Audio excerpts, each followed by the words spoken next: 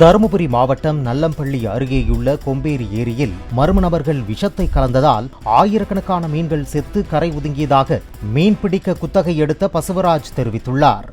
இந்த ஏரியை 3 வருஷத்துக்கு குத்தகை எடுத்துறேன். குத்தகை எடுத்து வெள்ளம் ஒரு 4-5 மீன் இழப்பு ஜாஸ்தி ஆகிடுச்சு. திருப்பியும் அதுலேயே ரொம்ப லாஸ் ஆகி போய் அப்படி ஓடினே இருந்துச்சு.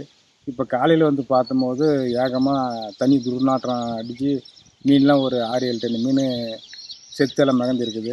அது பாய்சன் வாசனை மாதிரி தான் தெரியுது. அது என்ன ரிசல்ட்னு எங்களுக்கு என்னன்னு தெரியல. எவ்வளோ மீன் செத்து இருக்கும்? ஒரு 5-6 டன் மீன் செத்து இருக்கோம். 4 லட்ச ரூபாய்க்கு விற்று எடுத்துங்க. நாங்கள் இன்னும் ₹1 முதல் கூட கை நீட்டு நாங்கள் எடுக்கல. இதனால இல்லை, இது மீன் இறந்ததுக்கு என்ன காரணக்குன்னு நீங்கள் நினைக்கிறீங்க? அந்த காரணம் என்னன்னு தெரியலைங்க.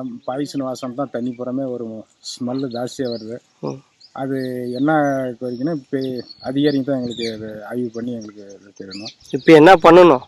இப்போ மேல்பட்ட அதிகாரிங்க இதை பார்த்து எங்களுக்கு இன்னும் 1 வருஷம் கால அவகாசம் 1 வருஷம் எக்ஸ்டெண்ட் பண்ணி கொடுக்கணும்னு நான் கேட்டுக்கொள்கிறேன். பிளே ஸ்டோர் மற்றும் ஆப் ஸ்டோரில் இருந்து பாலிமர் செயலியை QR கோடு மூலம் பதிவிறக்கம் செய்யுங்கள். செய்திகளை உடனுக்குடன் பெறுங்கள்.